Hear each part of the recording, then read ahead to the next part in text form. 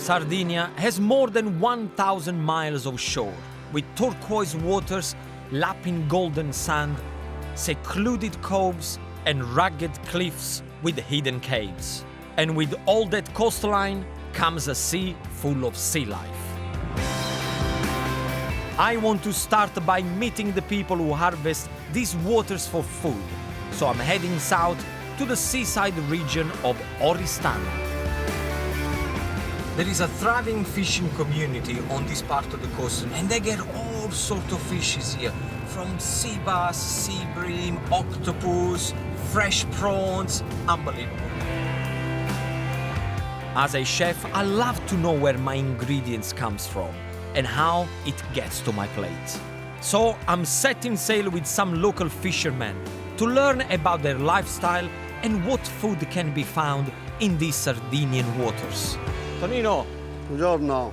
come stai, bello? Bene, bene. Tutto bene? Sì, tutto Posso? bene. Prego. Tonino Secchi has fished here all his life. Having learned the trade from his grandfather, today he keeps it in the family, fishing with his son Roberto. Once the nets were cast, I was able to corner the captain for a quick chat. Non essendoci fabbriche, quindi un'attività prevalente. È normale Certo, che prevale qui. Tonino just said to me that fishing is very, very important in Sardinia because there are not many factories. It's like being a shepherd or owning a farm. Whatever they catch or whatever they farm, that's what they eat. He said that he's been doing this since he was a little boy. He actually sacrificed not to study to be a fisherman, but he's happy. I like when people, they do a hard job, but still with a smile. Tonino, che tipo di pesce si prende normalmente da queste parti? Ma questo mare è abbastanza ricco, anche perché soprattutto questa costa che è la Tonino went on to explain that here in Sardinia they are blessed with a huge variety of fish, thanks to a combination of the water being rich in oxygen from northwesterly winds, plus a very deep seabed. It's deep enough for to get all sorts of fishes, you know, octopus, lobster. He said whatever you can think of is around here. Quindi il metodo che usi per pescare, quali sono le reti? Qual è? Sì, usiamo un po' di attrezzatura. To catch their fish, Tonino still uses traditional fishing methods, such as casting and leaving nets for 24 hours, then returning to pull in their hole and sell directly to restaurants and markets. With so much amazing seafood to choose between, I wondered what his favorite catch was. Qui ad agosto sono 50-60 euro, quindi... Quella è la mia preferita, la mia preferita. He's like me, he said my favorite fish is lobster. Number one, because you can sell it for much more money, but then you get a good flavor. Due linguini all'aragosta, certo. aragosta with pasta. I like the capital.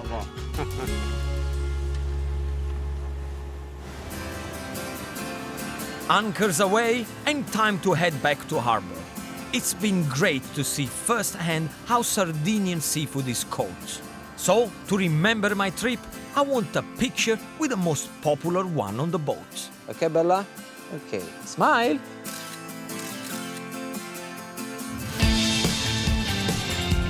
Back on dry land, and I'm back on the road. I absolutely loved spending time on Tonino's boat, and the thing that really impressed me is the fact that it still is a family-orientated business. It shows me that Sardinian people, they really care to pass to the next generations what their job and their work is all about. Now I've seen how the seafood is caught, I really want to know how it's cooked, how it's served, and what flavors are created. Tonino told me the catch from Oristano is sold all the way down the coast, so I'm following its journey south to Sardinia's capital, Cagliari.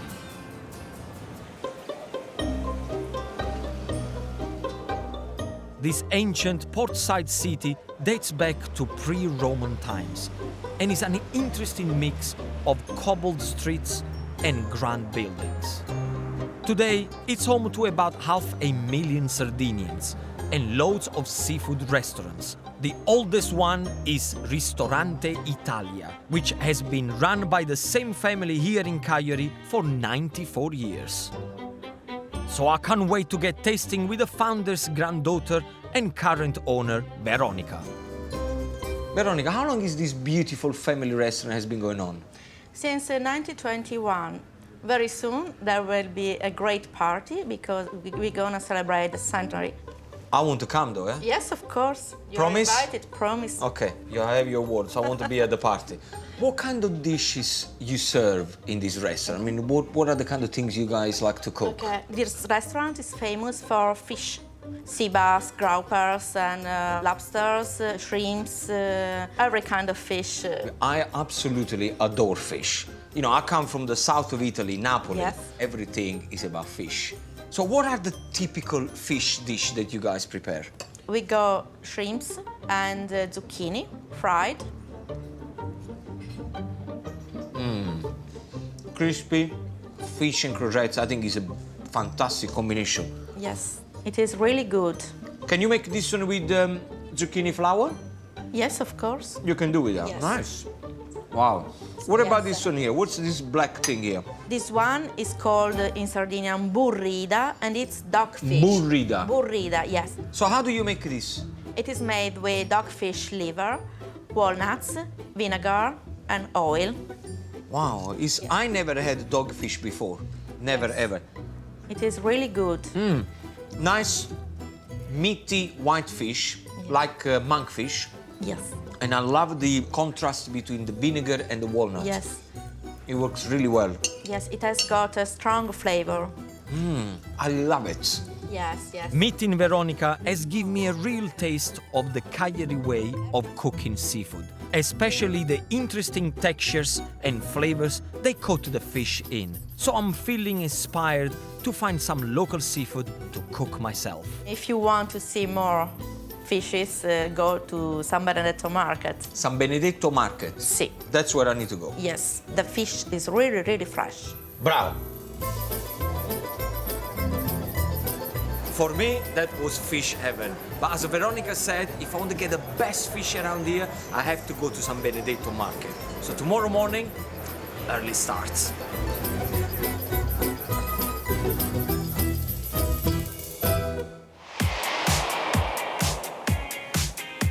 After fishing off the coast of Oristano and tasting some wonderful seafood dishes here in the Sardinian capital Cagliari, I want to get my hands on some fresh fish to cook with later. San Benedetto Market is the largest covered market in Italy and one of the largest in Europe. Established back in 1957, it has over 300 stalls and is 8,000 square meters of fresh fruit and veg. Locally made cheeses, bread of every variety, and a huge selection of meat. But what I can't wait to explore is its entire floor dedicated to seafood. Buongiorno. To a chef like me, this is paradise. Look at that. Beautiful, fresh. In Sardegna sì, già lo conoscono, magari... Ma in sì. Inghilterra è un po' più difficile. No, lì no. We were having a chat about the scorpion fish. Not many people understand this fish because it looks ugly, highly poisonous on the spine, but you can make an amazing soup or a tomato sauce for pasta. Buonissimo. Buonissimo. There is so much to choose from. But it's some tuna that caught my eye. And I'm not talking the stuff you get in tins at the supermarket. Mi servirebbe una bella bistecca di tonno da 1 chilo. Bel pezzo. Pezzo così. Perfetto, grazie. Fantastico. Bravo, pezzo unico. Grazie. Grazie. Arrivederci. Arrivederci.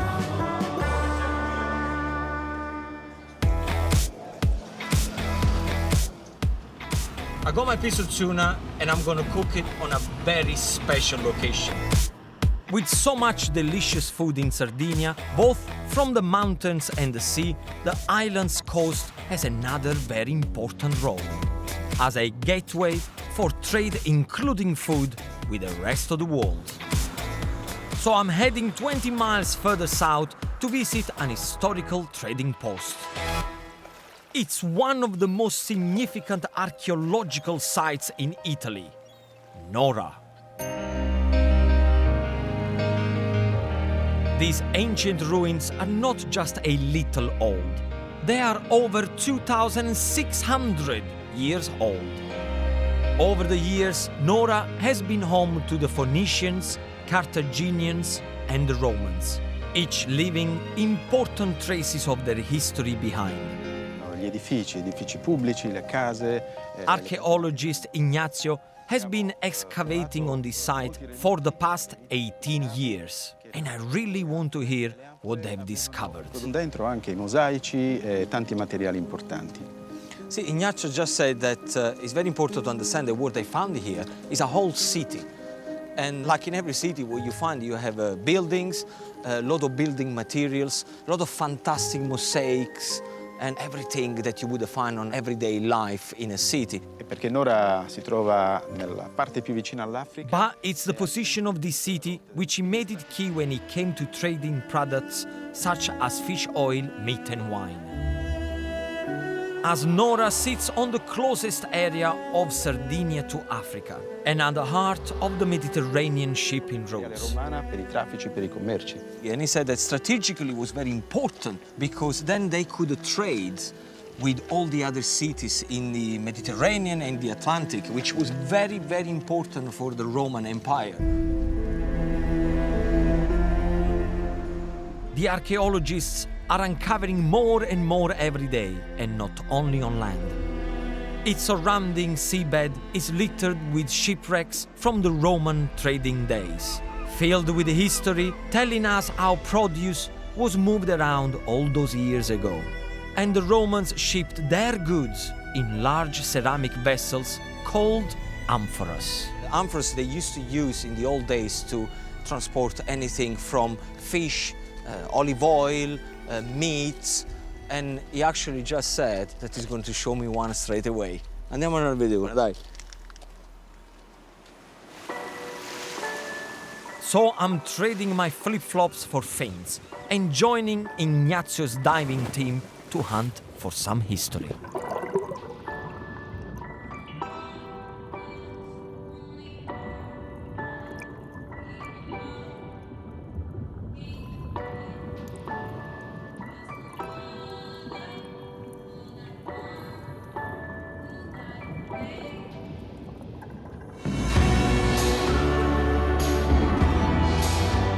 And there it is, an actual amphora. It's hard to imagine that this was used on a Roman trading ship, carrying food around the Mediterranean 1,800 years ago.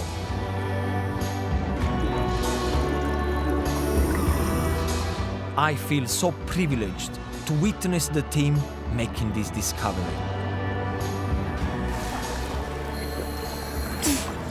Unbelievable. I've seen living history in the mountain, and now I've touched history.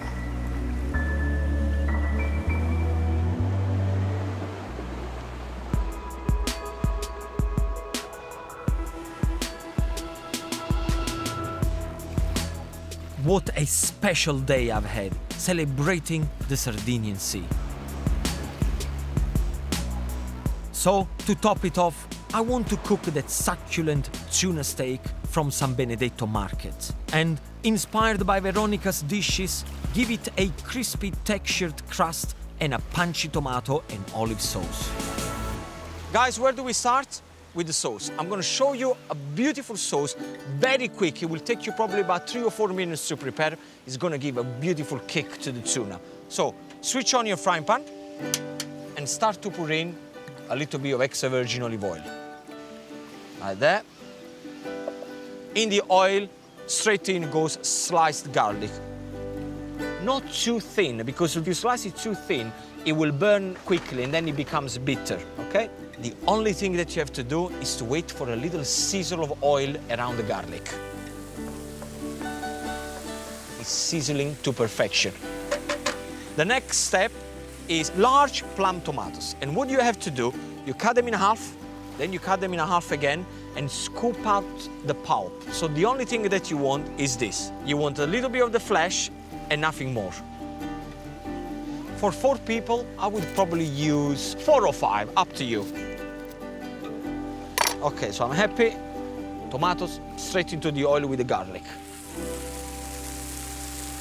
Add 100 grams of pitted green olives, then season. Garlic and tomato with the saltiness of the olives makes a zingy combination. Next, I want 4 or 5 bay leaves. And to get their full flavor, here's a Gino tip. It's very simple. What you have to do, you have to bruise them. Squeeze them into your hands like this, okay? And then you put them into the sauce. And the flavor and the smell will release like there is no tomorrow. That's it. Now, the last thing I'm going to add, white wine vinegar. The acidity is going to give me a fantastic kick to the tuna. Mix everything together, like this. The job is done. Switch it off and allow the sauce to rest for about 5 minutes, which is going to give you enough time to cook the tuna. Bang, put the both things together.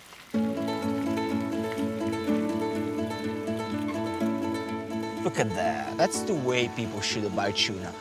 Big chunk, and then you cut just the way you want it. I'm going to cut it in about 2 centimeters thick. That's it, look. That's exactly what you want. Once you've done that, then what I want to do is to cut it again with one piece, like that, and another piece like this. This is what you need for a portion. So once you got your beautiful tuna ready, the only thing that you have to do is to coat it in coarse semolina. Now, coarse semolina, you can find it nowadays anywhere, in any supermarket, Italian deli. If you can find the coarse semolina, use polenta. It works just as well. So pick up the tuna, straight into the semolina. And the reason why I'm using the semolina is because tuna needs to be cooked very, very quickly. I want it nice and rare in the middle. So what's happened with the semolina is gonna give me a fantastic crunch all around. So crispy outside, beautiful and tender in the middle. To test if your oil is hot enough for the tuna, sprinkle in some of the semolina. And if it bubbles, you're good to go. Pick up your tuna and very gently straight into the oil. Yes. Now the secret of cooking tuna is very simple. Don't overcook it. Once you put it into the oil, 1 minute on each side.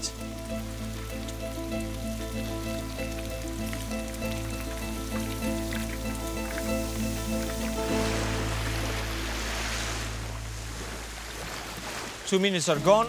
Switch off your pan, because what I'm going to do is to lift my tuna up and go straight onto the little bit of kitchen paper, so any excess oil is going to be drained out straight away.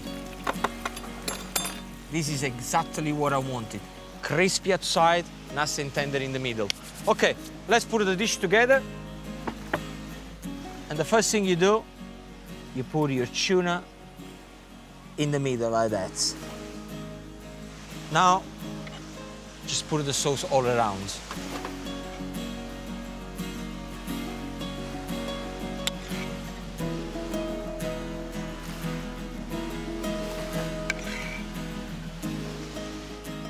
My last touch, a little pinch of black pepper on top. Amazing ingredients, very colorful, loads of passion behind. I mean, come on, look at this. All that's left to do is to enjoy my final supper on this beautiful island. You know, I've been living on this island for the last 3-4 years, and I've never experienced what I've experienced in the last few days. People all around Sardinia have been absolutely amazing. I've learned lots of things about food, culture, how passionate Sardinians really are. You know what? If I can give you one last tip about Sardinia, get yourself on a plane and come and visit the island. Trust me on that.